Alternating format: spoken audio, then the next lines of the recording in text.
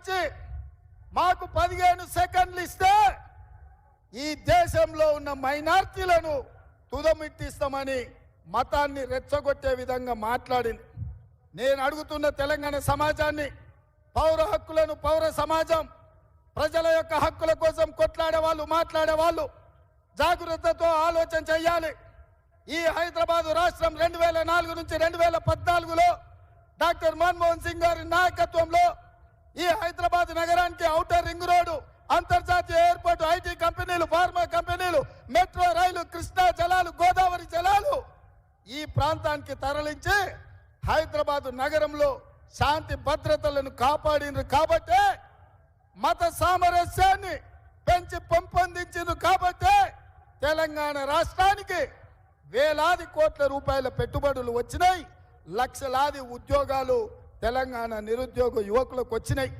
నేను ఇవాళ అడుగుతున్నా, ఈ జంట నగరాలలో ఉండే ప్రజల్ని, చేవెళ్ళ, హైదరాబాద్, సికింద్రాబాద్, మల్కాజ్గిరి ప్రాంతంలో ఉన్న ఓటర్లను ఈ హైదరాబాద్ నగరంలో మళ్ళీ బీజేపీ వాళ్ళు అనుకున్నట్టు మత చిచ్చు రేపి, మత కల్లాలు వాళ్ళు వచ్చి శాంతి భద్రతలు దెబ్బతింటే మనకు పెట్టుబడులు వస్తాయా? మన ఉద్యోగ ఉపాధి అవకాశాలు ఉంటాయా?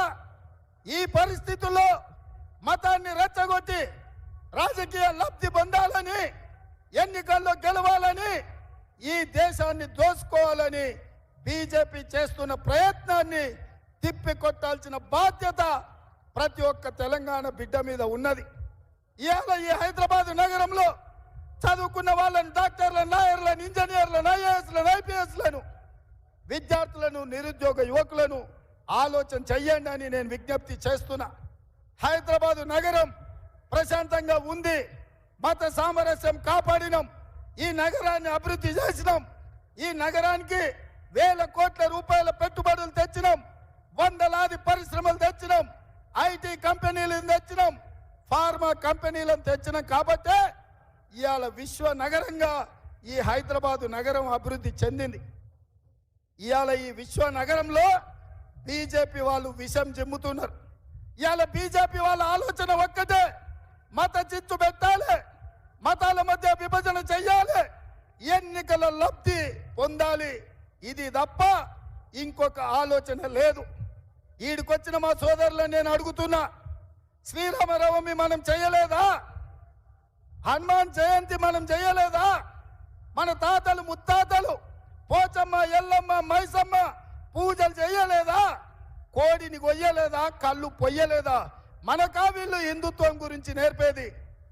ఇవాళ కేవలం అక్షింతల పేరు మీద రాముడి వారి ప్రతిష్ఠ జరగక ముందే 15 రోజుల ముందుగానే గ్రామాలకు, పట్టణాలకు అక్షింతల పేరు మీద పంపించి ఓట్ల బిచ్చం ఎత్తుకునే ప్రయత్నం చేస్తున్నారు బీజేపీలు.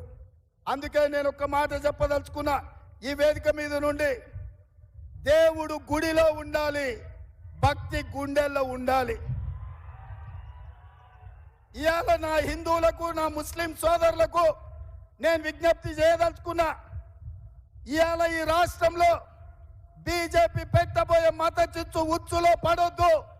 మన అందరం సోదరులం, మనందరం మన రాష్ట్రాన్ని కాపాడుకుందాం. మన రాష్ట్రంలో శాంతి భద్రతలను రక్షించుకునే బాధ్యత మనది.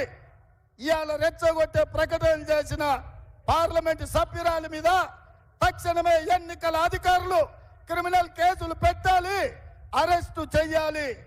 మతాన్ని అడ్డం పెట్టుకొని ఎన్నికల్లో ఓట్లు అడిగి ప్రజల్ని రెచ్చగొట్టడం తీవ్రమైన నేరం. ఇవాళ ఈ హైదరాబాద్, ఈ తెలంగాణ గడ్డ మీదనే అమిత్ షా గారు ఉన్నారు, రేపు నరేంద్ర మోడీ గారు రాబోతున్నారు. నేను అడుగుతున్న అమిత్ షా, నరేంద్ర మోడీని, మీ పార్లమెంట్ సభ్యురాలు, మీ పార్టీ నాయకురాలు 15 సెకండ్ల సమయం ఇస్తే ఈ దేశంలో కోట్లాది మంది ప్రజల్ని అంతు చూస్తామన్నారు. మీరు సమర్థిస్తున్నారా? మీరు శిక్షిస్తారా? ఒకవేళ మీరు సమర్థించకపోతే తక్షణమే మీ పార్టీ నుంచి బహిష్కరించండి. ఇవాళ కాంగ్రెస్ పార్టీ చెబుతుంది, దేవుడు గుడిలో ఉండాలి, భక్తి గుండెల్లో ఉండాలి. పోలింగ్ బూత్ లో బీజేపీలు బిచ్చం ఎత్తుకున్నట్లు ఓట్లు కొల్లగొట్టాలని ఏదైతే ఆలోచన చేస్తుండ్రో ఇది దుర్మార్గమైన ఆలోచన. అందుకే మిత్రులారా, బీజేపీని తిప్పి కొట్టాలి, బీజేపీని ఎన్నికల్లో ఓడించాలి. ఇవాళ ఆనాడు సోనియమ్మ ఖమ్మంలో ఉక్కు కర్మాగారం ఇచ్చింది, కానీ బీజేపీ మాత్రం మనకు గాడిద గుడ్డిచ్చింది. వరంగల్లో రైల్వే కోచ్ ఫ్యాక్టరీ సోనియమ్మ మనకిస్తే నరేంద్ర మోడీ గాడిద గుడ్డిచ్చిండు మనకు. ఇవాళ ఐటీఐఆర్ కారిడార్ సోనియమ్మ మనకిస్తే నరేంద్ర మోడీ గాడిద గుడ్డిచ్చిండు.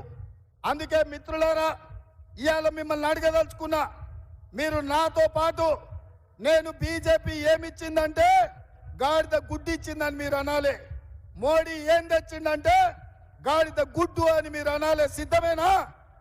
సిద్ధమేనా? సిద్ధమేనా? సిద్ధమేనా? బీజేపీ ఏమిచ్చింది, నరేంద్ర మోడీ ఏం తెచ్చిండు?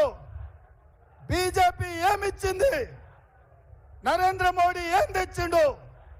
మరి మిత్రులారా, గాడిద గుడ్డిచ్చిన బీజేపీకి కర్రు గాల్చి వాత పెట్టాల్సిన బాధ్యత మన అందరి మీద ఉన్నది. మన నగరాన్ని కాపాడుకొని, మత సామరస్యాన్ని కాపాడుకొని, ఈ నగరంలో పెట్టుబడులు తెచ్చి ఈ నగరాన్ని విశ్వ నగరంగా చేసే బాధ్యత కాంగ్రెస్ పార్టీ తీసుకుంటుంది.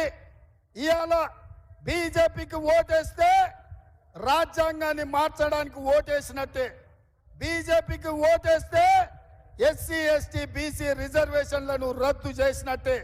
అదే కాంగ్రెస్ పార్టీ రాహుల్ గాంధీ గారి నాయకత్వానికి ఓటేస్తే రాజ్యాంగాన్ని రక్షించడానికి ఓటేసినట్టు, రిజర్వేషన్లను పెంచడానికి ఓటేసినట్టు. అందుకే మీరందరూ, మనమందరం రాహుల్ గాంధీ గారి నాయకత్వంలో పని చేయడానికి, కాంగ్రెస్ పార్టీని గెలిపించడానికి మనందరం సిద్ధం కావాలి. మీరందరు సిద్ధమేనా? సిద్ధమేనా? గట్టిగా, ఇంకా గట్టిగా, ఇంకా గట్టిగా ఢిల్లీకి వినిపించాలి, ఢిల్లీ మోడీ గుండెలు ఎదరాలి. సిద్ధమేనా? సిద్ధమేనా? సిద్ధమేనా? సిద్ధమేనా? జై కాంగ్రెస్, జై జై కాంగ్రెస్. హస్తం గుర్తుకే, హస్తం గుర్తుకే. చేవెళ్ళ పార్లమెంటు నుంచి డాక్టర్ రంజిత్ రెడ్డి గారు మన అభ్యర్థి, భువనగిరి పార్లమెంట్ నియోజకవర్గం నుంచి చామల కిరణ్ కుమార్ రెడ్డి గారు మన అభ్యర్థి, అదేవిధంగా మల్కాజ్గిరి ఏ పార్లమెంటు నియోజకవర్గం నుంచి నేను ఎన్నికైనో, ఏ ఎల్బీ నగర్ నుంచి నాకు 30,000 మెజారిటీ ఇచ్చి గల్లీ నుంచి ఢిల్లీకి ప్రశ్నించే గొంతుగా పంపించారు. ఆ పార్లమెంటు నుంచి పట్నం సునీత మహేందర్ రెడ్డి గారు అభ్యర్థులు, ఈ ముగ్గురిని అత్యధిక మెజారిటీతో గెలిపించాల్సిందిగా మీకందరికి విజ్ఞప్తి చేస్తూ మీ అందరి దగ్గర సెలవు తీసుకుంటున్నాను.